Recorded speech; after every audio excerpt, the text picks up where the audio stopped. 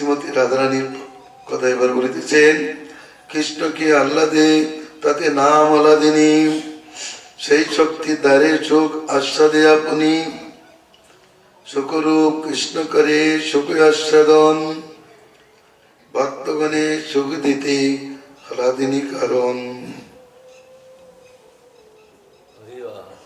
ভগবান শ্রীকৃষ্ণ অচিন্ত শক্তিক্রমে তার আনন্দিনী শক্তিকে পৃথক করে দিয়েছেন, আহ্লাদিনী শক্তিকে পৃথক করেছেন, সম্বিত শক্তিকে পৃথক করেছেন, সন্দিনী শক্তিকে পৃথক করেছেন। এই তিন শক্তি কে বলুন তো? সন্দিনী শক্তি ভূ শক্তি,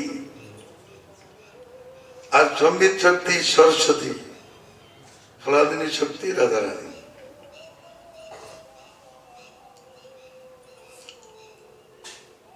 কৃষ্ণকে আনন্দ দান করে, এই জন্য তার নাম আহ্লাদিনী।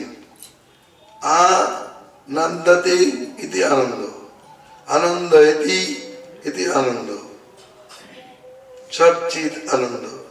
আং মানে সমক প্রকারে ভগবানকে আনন্দিত করে বা ভগবান যার দ্বারা আনন্দিত হন, সেই হচ্ছে আনন্দ শক্তি। সেই আনন্দ শক্তি এক নাম হলো আহ্লাদিনী শক্তি। আনন্দ যাকে বলে, আহ্লাদ তাকেই বলে।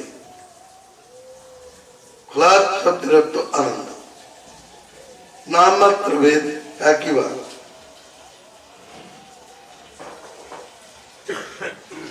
এই আহ্লাদিনীর দ্বারা আমি আগে বলেছি, আহ্লাদাতে আহ্লাদাইতি ইতি আহ্লাদিনী। যে শক্তির দ্বারা কৃষ্ণ সুখী হন, অপরকে সুখী করেন, সেই শক্তির নাম আহ্লাদিনী শক্তি। ওই শক্তির দ্বারা নিজে সুখ আস্বাদন করেন, ভক্তগণকেও সুখ দেন। ভক্তগণের সুখ দিতে আর কোনো কারণ নেই, আহ্লাদিনী কারণ। পিতা মাতা বন্ধু ভ্রাতা যা কিছু সত্তা আছে, তার মধ্যে আনন্দ সত্তাটাই আছে আহ্লাদিনী সত্তা। জীবের মধ্যে ক্ষুদ্র পরিমাণে আহ্লাদিনী আছে, সেই জন্য একে অপরকে আনন্দিত করতে পারে। যে বস্তুতে আনন্দের লেশ মাত্র নাই, সেটা মানুষের অন্য কোনো প্রাণীর প্রিয় হয় না। আনন্দই প্রিয়, আনন্দই প্রিয় হয়, আনন্দময় প্রিয় হয়। যেখানে আনন্দ নেই, সেখানে প্রিয়তা নেই। তো ভগবান প্রিয় হয়েছেন কেন? তিনি আনন্দময়। আর এই আনন্দ যার মধ্যে আছে, তিনি প্রিয় হবেন। ভগবানের জন্য, ভগবানের সত্তা সর্বসত্তায় আছে বলেই তারা প্রিয় হচ্ছে। যেমন ভগবান বলেছেন, আমি প্রিয় পদার্থের মধ্যে প্রিয়তম। আমার জন্য স্ত্রী পুত্র বিষয় প্রিয় হয়ে থাকে। আমি আছি বলে, আমি না থাকলে প্রিয় হয় না। যেমন শঙ্করাচার্য বলেছেন, যে স্ত্রীকে তার প্রাণের করে রাখে, হৃদয়ে ধরে রাখে, কিন্তু মরে গেলে তার কাছে থাকতে ভয় পেয়ে যায়, তাহলে সুখ দেয় কে? আনন্দের কারণ কি? স্ত্রীর পাঞ্চভৌতিক দেহ না ভগবান? ভগবান আছেন বলে সে প্রিয় হলো, ভগবান নাই বলে সে অপ্রিয় হয়ে গেল। তখন তাকে ফেলে দিল, তখন তাকে ঘরেও রাখে না, সে অপদার্থ হয়ে যায়, তার আর পদার্থ ভাব থাকে না। সে বলছেন আমি প্রিয়। তো প্রিয়তা উদয় হচ্ছে ভগবানের থেকে। ভগবান আছেন বলে প্রিয়। দৃশ্যটা প্রিয় হচ্ছে কখন? ওইখানে ভগবান আছেন বলে। সর্বভূতে সর্ব অবস্থায় ভগবানের অস্তিত্ব আছে বলে সেটা প্রিয়।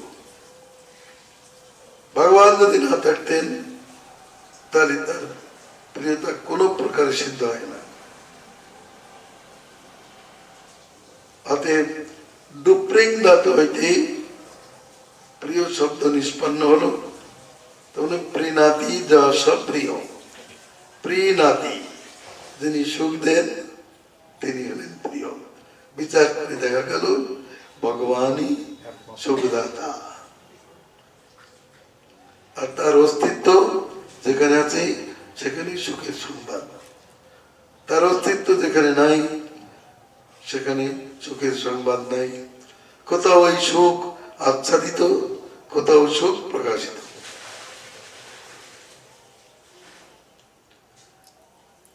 আলাদিনী বৃত্তি দ্বারা ভগবান সুখী হন। তিনি সুখ আস্বাদন করেন কিভাবে? নিজের সুখকে তিনি আস্বাদন করেন পৃথক করে, যেমন রাধাকে পৃথক করে দিয়ে তাকে আস্বাদন করেন, সুখকে পৃথক করে দিয়ে আস্বাদন করেন। নিজের মুখকে নিজে দেখতে চান, তখন কি করবেন? তিনি দর্পণে মুখটাকে পৃথক করে দেন, দিয়ে সেখান থেকে তার সৌন্দর্য মাধুর্য আস্বাদন করেন। ভগবান তেমনি অচিন্ত শক্তিক্রমে নিজের মধ্যেই বিলাস করেন। তিনি সেব্য, তিনি সেবক ভূমিকায়, এবং তিনি আস্বাদন করেন। তার মধ্যে সব আত্মনিচৈব বিচিত্রাস্য, সমস্ত বৈচিত্র্য তার মধ্যে বর্তমান। যেমন আমার এই অঙ্গে হস্তপদাদির বৈচিত্র্য বর্তমান, এগুলি দেহ থেকে পৃথক নয়। তেমনি যত বৈচিত্র্য ভগবান থেকে পৃথক নয়, ভগবানের মধ্যেই সকল প্রকার বৈচিত্র্য বর্তমান, এবং তিনি একমাত্র ভক্তা। আর ওই ভক্তা ভাব যার মধ্যে আছে বুঝতে হবে সেখানে ভক্তাই কৃষ্ণ। এই ভক্তা সত্তা, আনন্দ ভোগের সত্তা কৃষ্ণেতে আছে। অতএব কৃষ্ণের অবস্থিতি যে যে বস্তুর মধ্যে আছে সেখানে আনন্দ ভোগের সত্তা ব্যবস্থা আছে। ভগবান নিজে সুখ আস্বাদন করেন, অপরকেও সুখ দেন।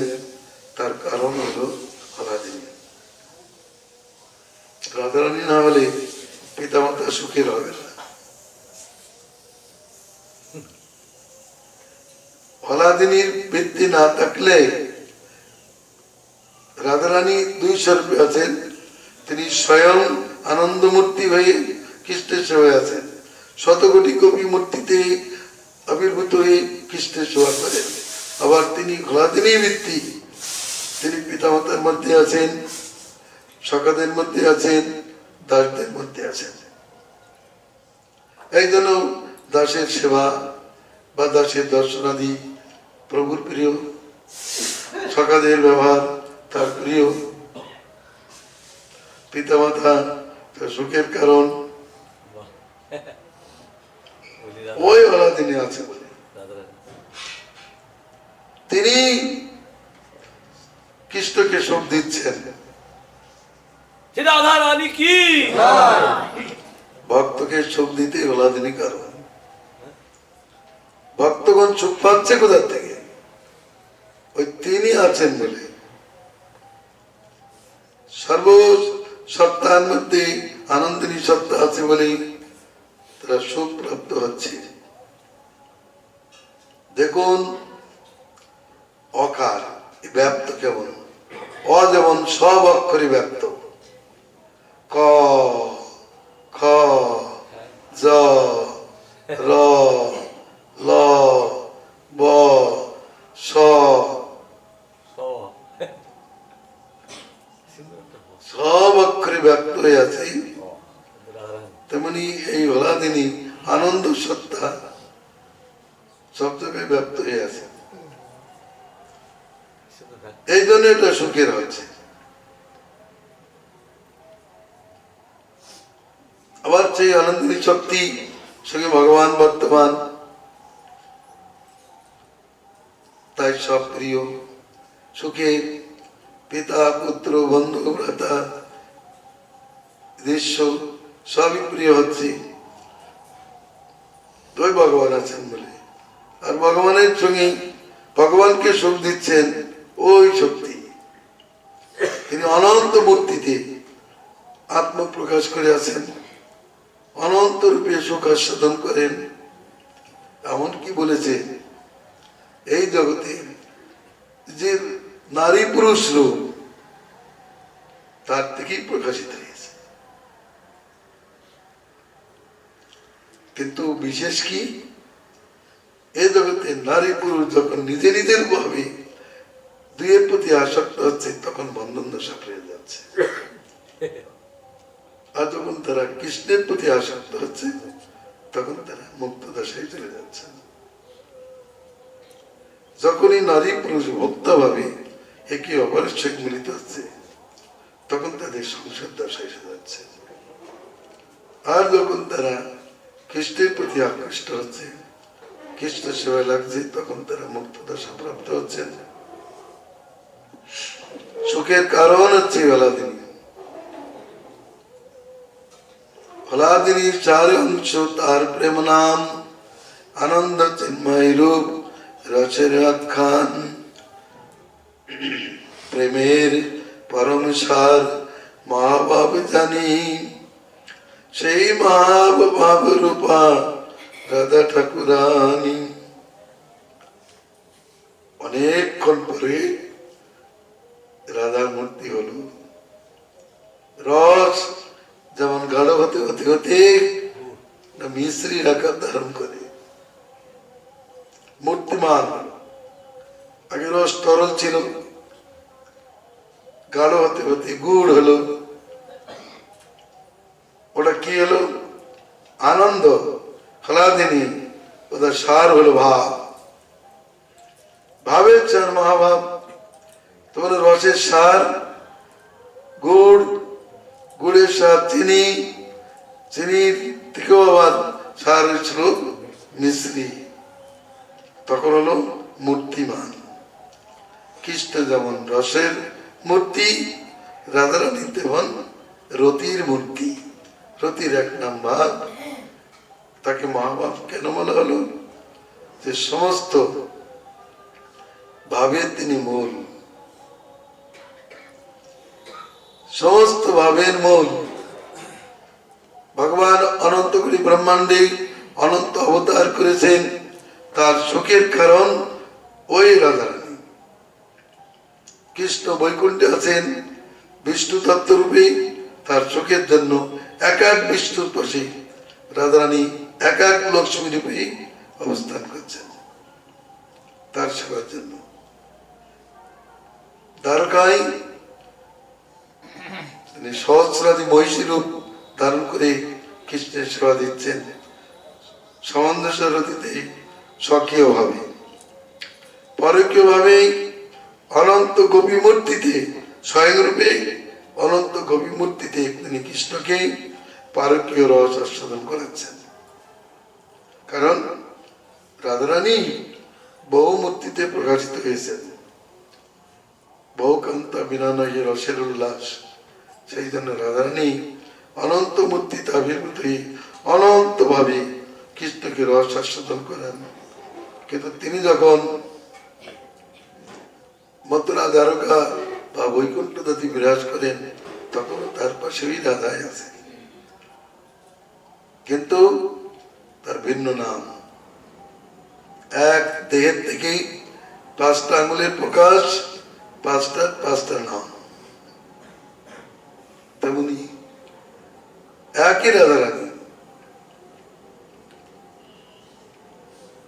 কিন্তু তার নাম হলো ভিন্ন। সে লক্ষ্মী রাধাই, তার কোটি কোটি ভাবের এক ভাব দুর্গাদি, তারা ওই জগতে আছেন। দুর্গা শক্তি, কৃষ্ণের শক্তি, রাধার থেকে তার প্রকাশ। দুর্গা দেবী কে আদ্যা শক্তি বলছেন। এমনি তো রায় ধর্মসভা হচ্ছে,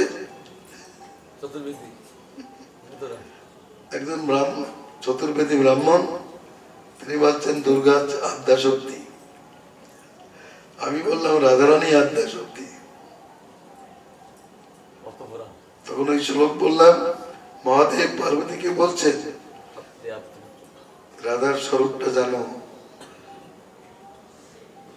তৎপ্রিয়া প্রকৃতি স্তদ্যা রাধিকা কৃষ্ণ বল্লভা যৎকলা কোটি কোট্যাংশা দুর্গতা ত্রিগুণাত্মিকা। সব অবাক, আর বৈষ্ণবগণ শুনে অবাক, বলে এই শ্লোক কোথায় পেলেন? বলে তো পদ্মপুরাণে শ্লোক। তৎপ্রিয়া প্রকৃতি স্তদ্যা, রাধা কৃষ্ণ বল্লভা তিনি আদ্যা প্রকৃতি। আর যাকে আদ্যা শক্তি বলে লোকে বলছে, সেই দুর্গাদি রাধার এক কলার কোটি কোটি ভাগের এক ভাগ স্বরূপ।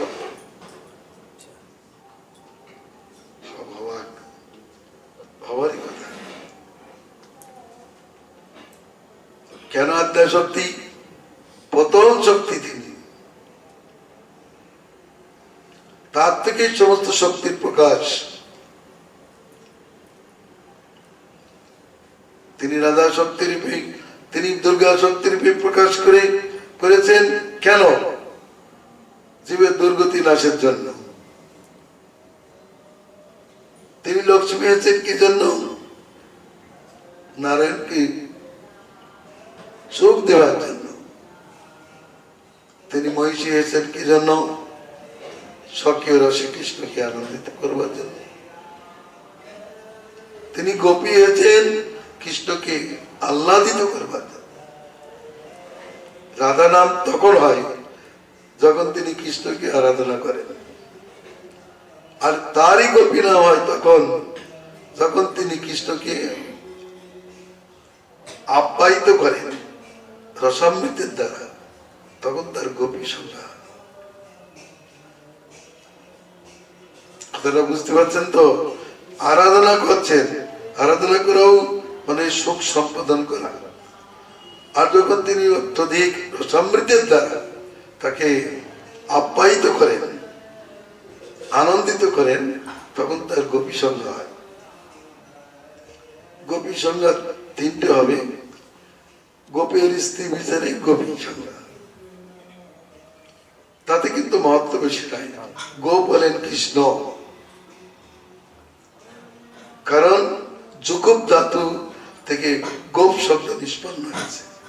তার কারণ হচ্ছে পালনী শক্তি তাতে আছে, তিনি পালন করেন সুখদানের মাধ্যমে। তাই তার গোপ সংজ্ঞা। গোপের স্ত্রী বিচারে তাকে গোপী বলা হয়।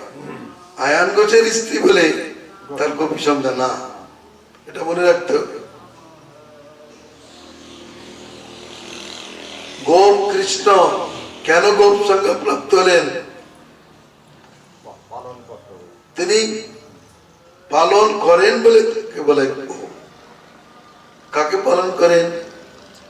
তিনি গোগণকে পালন করেন। হ্যাঁ, গোপায়তি ইতি গো, গোপতি ইতি গো। ইন্দ্রগণকে পালন করছে। অনন্ত কোটি ব্রহ্মাণ্ডে যত জীব জাতি আছে তাদের পালন করতে তো তিনি।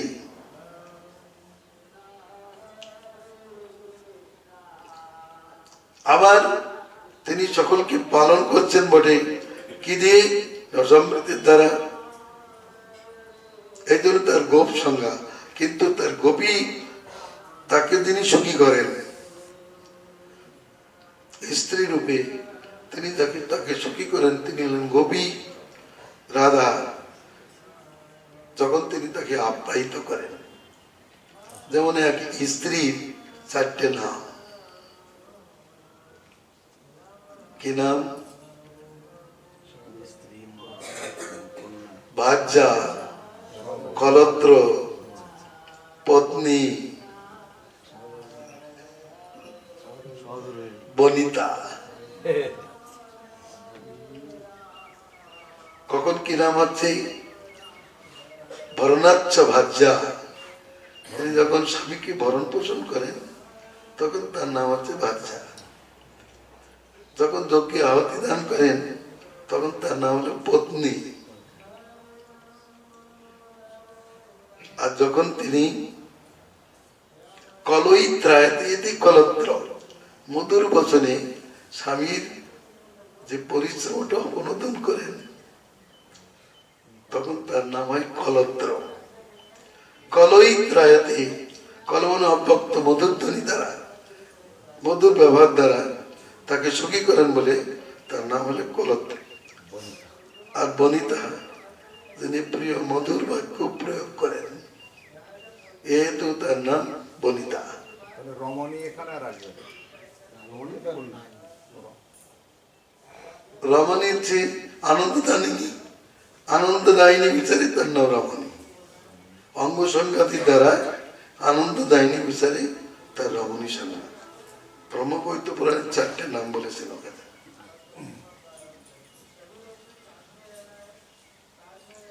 তেমনি এক আলাদিনী শক্তি ভগবান শ্রীকৃষ্ণকে গোপী তাকে আনন্দিত করছেন, আরাধনা করেন বলে রাধা নাম, আপ্যায়িত করছেন বলে তার গোপী সংজ্ঞা।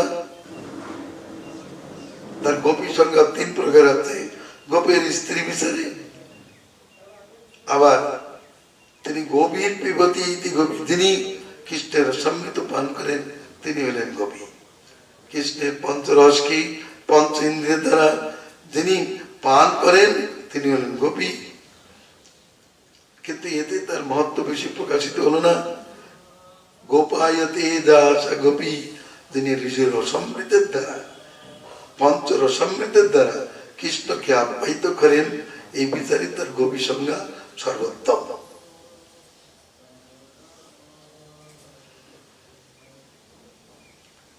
গোপী তো রাধা, আমার কথা নয়।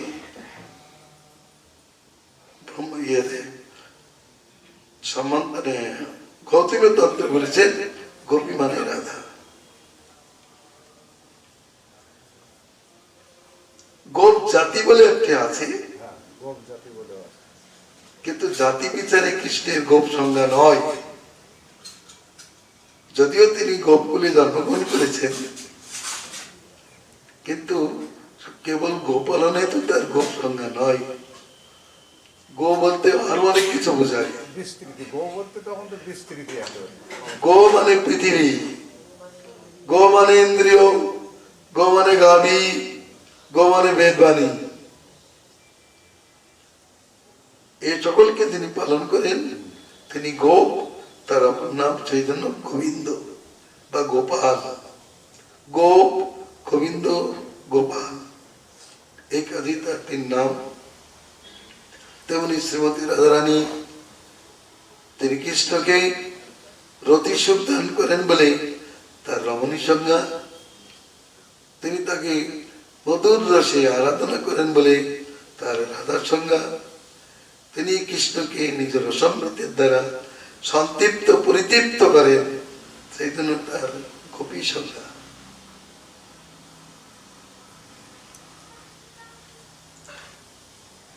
তিনি হলেন রাধা। তার পরিচয়টা আমরা পেলাম এইভাবে। হলাদিনীর সার অংশ, তার প্রেম নাম আনন্দ চিন্ময় রস, রূপ রসের সংখ্যান, প্রেমের স্বরূপ যার মহাভাব জানি, সেই মহাভাব রূপা রাধা ঠাকুরানী। মহাভাব স্বরূপা প্রমাণ দিচ্ছেন তৈরূপ উভয়ের মধ্যে রাধিকা সর্বদাধিকাম মহাভাব স্বরূপে গুণৈরতি বরিয়সী। তাদের 2 জনের মধ্যে, ষটকোটি কবিদের মধ্যে রাধা চন্দ্রাবলী প্রধান।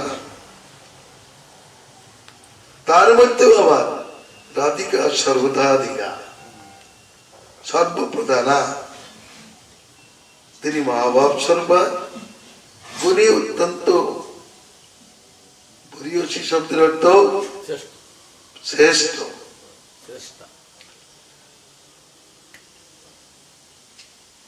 এবার তার একটা আধ্যাত্মিক পরিচয় দান করছেন। সাধারণত শ্রী রাধিকার গুণবর্ণনায় কবিরাজ গোস্বামী শ্রী রঘুনাথ দাস গোস্বামী কৃত এই প্রেমাম্বজ মকরন্দ নামক স্তবটিকে অবলম্বন করিয়াছে। এরপরে যেটা আলোচনা হবে তার নাম হচ্ছে প্রেমাম্বজ মকরন্দ নামক স্তোত্র। তারই পদ্যানুবাদ করেছেন রামানন্দ রায়। আমরা এটা আস্তে আস্তে জানবো। তো এইটুকু আমরা জানতে পারলাম যে আনন্দ যে এক সময় হলাদ নাম ধারণ করলো, তার সারি অংশ হচ্ছে প্রেম। আনন্দ যখন অত্যন্ত গাঢ় হয়ে আসলো, ডুপ্লিং দাতে প্রিয় স্বভাব প্রেমা, প্রিয় স্বভাব প্রেমা, তখন তার প্রেম সংজ্ঞা হলো। কথা বুঝতে পারছেন তো? রস গাঢ় হলে গুড় সংজ্ঞা হলো, আরেকটু গাঢ় হলে মিশ্রি সংজ্ঞা হলো, আরেকটু গাঢ় হলে চিনি মিশ্রি সীতা মিশ্রি সংজ্ঞা হলো। এটা গাঢ় গাঢ় অবস্থা। তদ্রূপ যে আনন্দ শব্দ তার আর এক নাম হলো হলাদিনী। হলাদ সেটা গাঢ় হয়ে প্রেম নাম ধারণ করলো, প্রেম গাঢ় হয়ে মা বাপ ভাব, আর একটু গাঢ় হলে মা বাপ। এই মা বাপ যখন গাঢ় অবস্থায় আসলো, তখন একটা মূর্তি পরিগ্রহ করলো। সেই মূর্তির নাম রাধা মূর্তি। কারণ ওই আনন্দে মানুষকে আরাধনা করে। কাকে আরাধনা করেন? কৃষ্ণকে। কৃষ্ণকে সর্বতভাবেই আরাধনা করেন। কৃষ্ণের সুখের একমাত্র কারণ, কৃষ্ণের ইন্দ্রিয়গুলিকে যখন তিনি আপ্যায়িত করেন, তখন তার নাম গোপী। কৃষ্ণের ইন্দ্রিয়গুলিকে যখন রমণ সুখ দান করে, তখন তার রাধা এবং রমা সংজ্ঞা। রমতী দাস রমা। যখন তিনি কৃষ্ণকে রতি সুখ দান করেন, তখন তার নাম হচ্ছে রমা। যখন তিনি ইন্দ্রিয়গুলিকে সুখী করেন, তখন তার রাধা সংজ্ঞা, রমা সংজ্ঞা। যখন আপ্যায়িত করছেন, তখন গোপী সংজ্ঞা। যখন আনন্দিত করছেন, তখন গোবিন্দানন্দিনী। এতগুলো ওই তারই বিভিন্ন অংশে সংজ্ঞা হচ্ছে।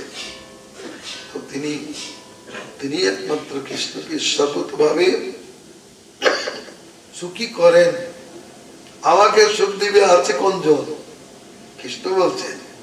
কিন্তু রাধার দ্বারে তার করি অনুভব। রাধাই কিভাবে তাকে সুখ দিয়েছেন? যেমন সকলের সুখের কারণ কৃষ্ণ, আর রাধার সুখের কারণ রাধা। কৃষ্ণের সুখের কারণ রাধা। অন্যের কথা শুনেও কৃষ্ণ সুখী হন বটে, কিন্তু অত্যন্ত সুখী হন রাধার কথায়। তাহলে ভগবান নিজেকে সুখী করার জন্য এমন একটা শক্তি প্রকাশ করলেন, তার নাম হচ্ছে রাধা। যে কৃষ্ণকে সর্বতভাবে সব দিক থেকে সুখী করতে পারে। শুধু বিহার করে নয়, আবার তিনি যা রান্নাদি করেন সেটাও কৃষ্ণের অতি প্রিয়, আনন্দের কারণ। তার পাচিত অন্নাদি, তার ব্যবহার, তার চরিত্র, তার সৌজন্য, শীল গুণ সব কিছু কৃষ্ণের আনন্দের কারণ, কৃষ্ণের সুখের কারণ। ইনি হলেন রাধা। আবার অনন্ত কোটি ব্রহ্মাণ্ডে যারা কৃষ্ণের সেবক, তাদেরকেও সুখী করার জন্যই রাধা। যখন রাধারানী দেখেন ওরা কৃষ্ণের সেবক হচ্ছে, তখন ওকে সুখী করবেন। কৃষ্ণের সেবক হলেই তাকে সুখ দেবে। জীবের কাছে সুখটা আসে না কেন? বিপরীত হয়ে যায়। যখন তারা বহির্মুখ হয়ে যায় তখন ওই সুখটা মায়ার মাধ্যমে তাদের কাছে আসে। স্বয়ং রাধারূপে নয়, যখন কৃষ্ণ ভক্ত হয় তখন রাধারানীর কাছ থেকে এই সুখটা এসে প্রাপ্ত হয়। যখন নারায়ণের ভক্ত হয় তখন লক্ষ্মীর মাধ্যমে ওই সুখ সেখানে উপস্থিত হয়। যখন দ্বারকাধীশের ভক্ত হয় তখন মহিষীর মাধ্যমে সুখটা সেখানে প্রাপ্ত হয়। আর জীব যখন কৃষ্ণ বহির্মুখ হয়, মায়াগ্রস্ত হয়, তখন মায়ার মাধ্যমে ওই সুখটা প্রাপ্ত হয়। কিন্তু ওই সুখটা মায়িক রূপ ধারণ করে। যেমন একটা জল লাল রং যুক্ত হলে লাল হয়ে যায়, চিনির রস যুক্ত হলে মধুর হয়, লবণ রস যুক্ত হলে নোনা হয়ে যায়, আবার তেঁতুলের রস যুক্ত হলে টক হয়ে যায়। তেমনি জলটা কিন্তু আছে, মায়ের কাছে যখন আসছে সুখটা মাইক হয়ে যাচ্ছে। এই মাইক সুখ আর পরিণামটা হচ্ছে দুঃখ। মায়ের সুখের পরিণামটা দুঃখ, কারণ এটা অনিত্য সুখ। আর চিৎ সুখটা নিত্য। এখানে কোনো ব্যতিক্রম নেই। ওটা বিকৃত হচ্ছে না, স্বস্বরূপে থাকছে। তার মধ্যে রাধার স্বরূপেই, রাধা অনন্ত কোটি গোপীর স্বরূপে কৃষ্ণকে সুখী করছেন। তিনি পিতামাতার মাধ্যমে কৃষ্ণকে সুখী করছেন, তিনি বন্ধুদের মাধ্যমে কৃষ্ণকে আনন্দ দিচ্ছেন, তিনি দাসদের মাধ্যমে, যে পলাদিনী বৃত্তির রাজদের মাধ্যমে, সেবার মাধ্যমে কৃষ্ণকে সুখী করছেন। তাহলে দেখা যাবে, সুস্পর্শে বিচার করে দেখা যাবে সব জায়গায় সে রাধা শক্তি কৃষ্ণের সুখের কারণ। গোবিন্দ মঙ্গলম।